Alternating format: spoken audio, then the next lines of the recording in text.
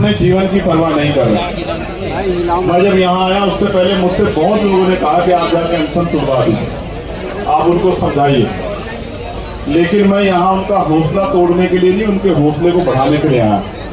मैं ये कहना चाहता हूँ, एक आंदोलनकारी होने के नाते हमें जो संघर्ष कर रहे हैं अनशन पे, उनको समझाने की जरूरत नहीं। हमें सरकार से सवाल पूछने की और सरकार को समझाने की आवश्यकता है और समझना सरकार को पड़ेगा। मैं एक अनुभव आपके सामने साझा करता हूँ।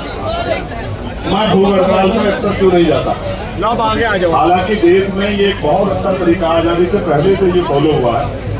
मैं जब 2 अप्रैल का आंदोलन हुआ तो मैं जेल में था, तो मुझे लगा कि मैं भूख हड़ताल पर जाके अपनी बात को, अपने आंदोलन को मजबूत कर सकता हूं। तो मैं 6 तारीख से भूख हड़ताल में चला गया और ये मेरा पहली बार था कि भूख हड़ताल का अनुभव। मैं लगातार 8 दिन तक भूख हड़ताल कर रहा। मेरे साथी मुझे अखबार की कटिंग पहुंचाया करते थे, तो अखबार ये लिखता था कि 3 टाइम 2 तरह की सब्जी ले रहे हैं, दही ले रहे हैं, दूध ले रहे हैं। मुझे उस अखबारों को पढ़ के बहुत तकलीफ होती थी कि मैं इतनी ईमानदारी से आंदोलन कर रहा हूँ, भूख हड़ताल कर रहा हूँ, अनशन कर रहा हूँ, जान की बाजी लगा रहा हूँ, और मीडिया क्या कर रहा है। उस दिन मुझे समझ आया कि गांधी जी का रास्ता ज्यादा अच्छा आपके डिक्टेटरशिप वाली सरकारों में नहीं, इसलिए मैंने उसके बाद कभी कोई भूख हड़ताल नहीं। लेकिन अब जब मैंने इनको देखा, सब लोगों को अपनी जान की बाजी लगाते हुए, मैं छोड़िए, मेरे जैसा एक भी आदमी घर नहीं रहना चाहता वो इस आंदोलन में हिस्सेदार करके सामने को आने। जब मुझे 8 दिन हो गए तो मुझे एक शख्स ने कहा ये इनको भी काम आएगा। वो मेरे बड़े भाई थे, वो मुझसे जेल में मिलने आए, और आप भूखे रह के खुद ही मरना चाहते हो। अगर आपको केवल हत्या करेगा तो उसको जेल होगी, फांसी की सजा होगी, आजीवन सजा होगी, लेकिन अगर आप भूख हड़ताल में मर गए तो किसी को फर्क नहीं पड़ेगा। तो आप भूख हड़ताल का रास्ता छोड़ो, संघर्ष का रास्ता अपनाओ।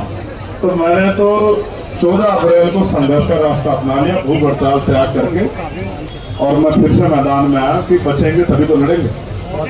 लेकिन मैं चाहता था कि सोनम भाई जो देश की धरोहर है, एक महान वैज्ञानिक हैं, पर्यावरण के हैं, उनके जीवन कीमती है। मेरे बहुत सारे साथियों ने कहा कि उनसे कहिए कि वो अनशन तोड़े, लेकिन जब मैं उनसे मिला और मैंने उनकी बहादुरी को महसूस किया तो मैं दिल से कहता हूँ कि घमंड, अनशन नहीं टूटेगा, इस सरकार का घमंड टूटेगा। 20 तारीख को मेरी बात को अपना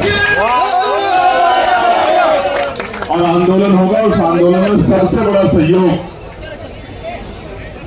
हमारा होगा, युवाओं का होगा, और इतना बड़ा आंदोलन होगा कि सरकार जो है संसद में भी घिरेगी और सड़क पे भी घिरेगी, संसद के बाहर भी घिरेगी। इस बात का मैं आपको विश्वास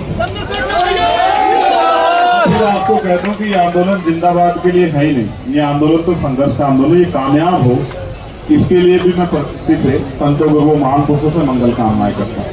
और यहाँ बैठा हर एक आदमी सुरक्षित रहे। मैं सोनम भाई के लिए और अपनी बहन के लिए, नेहा के लिए और तमाम सारे भाइयों के लिए मैं करता हूँ कि वो स्वस्थ रहे। बस मैं ये अपील करूँगा कि आंदोलन को शांतिपूर्वक रखना, क्योंकि वो पूरी कोशिश करेंगे कि आपके आंदोलन पर कोई सवाल खड़ा हो जाए। जिनके लिए आप लड़ रहे हैं वो नहीं जानते आप उनके लिए लड़ रहे हैं, इसलिए वो घर में चुपचाप बैठे। और माँ चाहती है कि शहीद आजम चंद्रशेखर आजाद जी और सरदार भगत सिंह जी पैदा हो, लेकिन वो पड़ोसी के यहाँ, क्योंकि शहादत देनी जिन्होंने ये बिगुल फूका है, मैं उनका दिल की गहराई धन्यवाद करता हूँ कि उन्होंने जिम्मेदारी उठाई है। ये काम हमारा था, उन्होंने शुरुआत की, हम उनको अकेला नहीं छोड़ेंगे, हम उनके साथ खड़े हर तरीके से।